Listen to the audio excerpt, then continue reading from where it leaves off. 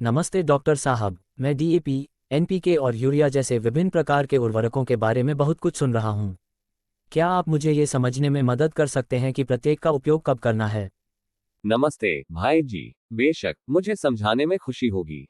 आईएडीएपी से शुरू करें, जिसका अर्थ है डायमोनियम फॉस्फेट। डीएपी नाइट्रोजन और फास्फोरस दोनों का एक बड़ा स्रोत है।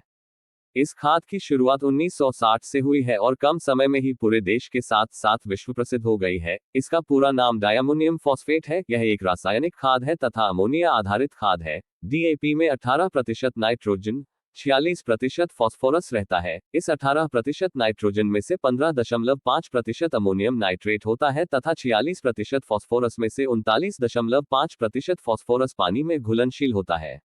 डीएपी का उपयोग फसलों के लिए किस तरह फायदेमंद होता है डॉक्टर साहब?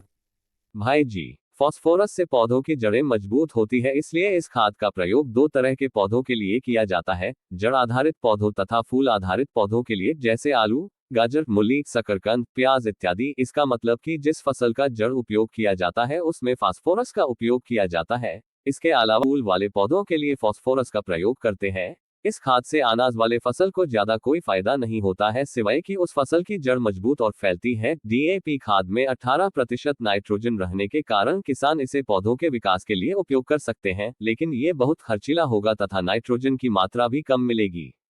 तो अगर मैं नई फसल लगा रहा हूँ तो डीएपी का इस्तेमाल करना सही रहेगा डॉक्टर साहब? बिल्कुल भाई जी। रोपण के दौरान डीएपी लगाने से युवा पौधों को फास्फोरस की अच्छी आपूर्ति मिलती है, जिससे उन्हें मजबूत जड़ प्रणाली विकसित करने में मदद मिलती है। ये गेहूं, मक्का और धान जैसी फसलों के लिए विशेष रूप से महत्वपूर्ण है। समझ गया डॉक्टर साहब। एनपीके उर्वरकों के बारे में क्या? मुझे इन थैलियों पर बहुत सारे अलग अलग नंबर दिखाई देते हैं, जैसे 19 19 19 या 12 32 16। उनका क्या मतलब है डॉक्टर साहब? अच्छा सवाल है भाई जी। एनपीके का मतलब है नाइट्रोजन, फास्फोरस और पोटेशियम। ये तीन प्राथमिक पोषक तत्व हैं जिनकी पौधों को जरूरत होती है।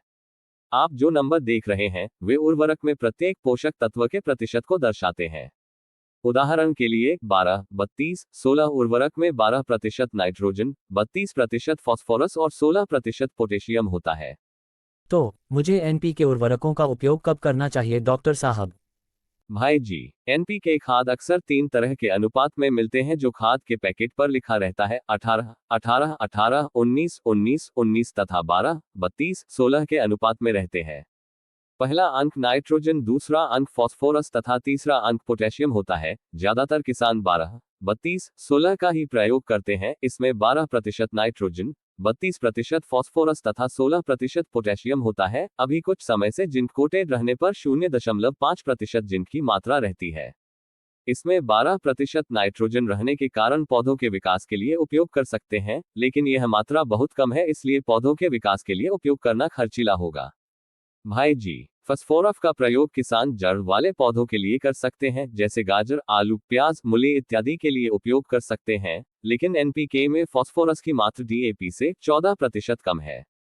एनपीके में 16% पोटेशियम रहने के कारण इस खाद को किसी भी पौधों के लिए उपयोग कर सकते हैं जो कि फूल से फल देता है। इस कम की कमी से पौधों की नई पत्तियां पीली पड़ जाती है। अगर आपके फसल में इस तरह का लक्षण है तो समझे कि उसमें पोटेशियम की कमी है। लेकिन इस बात का ध्यान देना जरूरी है कि इसमें मात्र 16% ही पोटेशियम रहता है। अगर इसके जगह किसी लिक्विड आधारित पोटेशियम का प्रयोग करते हैं जिसमें 16% से ज्यादा मात्रा हो तो वह ज्यादा उपयोगी रहेगा।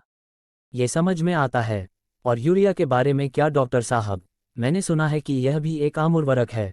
हाँ भाई जी, यूरिया सबसे व्यापक रूप से उपयोग किए जाने वाले नाइट्रोजन उर्वरकों में से एक है।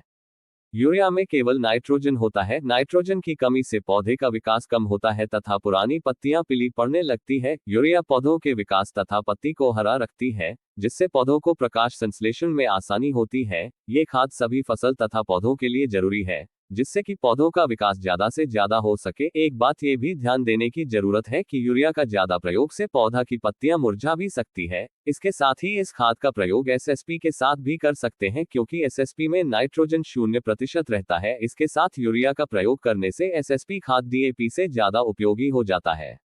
क्या यूरिया लगाने का कोई विशेष समय है डॉक्टर साहब?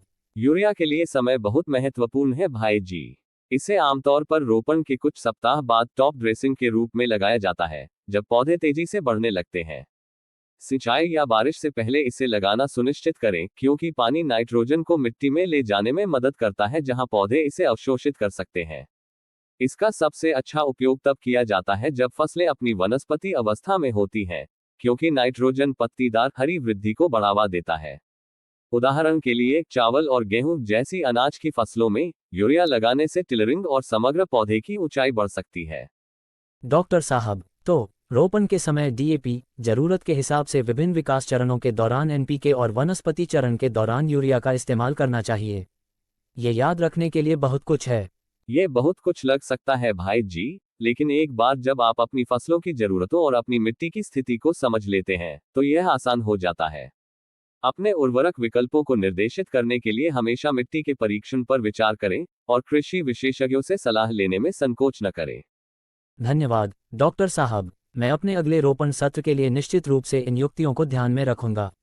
आपका भी बड़ा बड़ा धन्यवाद भाई जी कि आपने इतने अच्छे सवाल पूछे। अधिक जानकारी के लिए हमारा चैनल कृषि ज्ञान जरूर देखें और अपने किसान मित्रों के साथ जरूर साझा करें।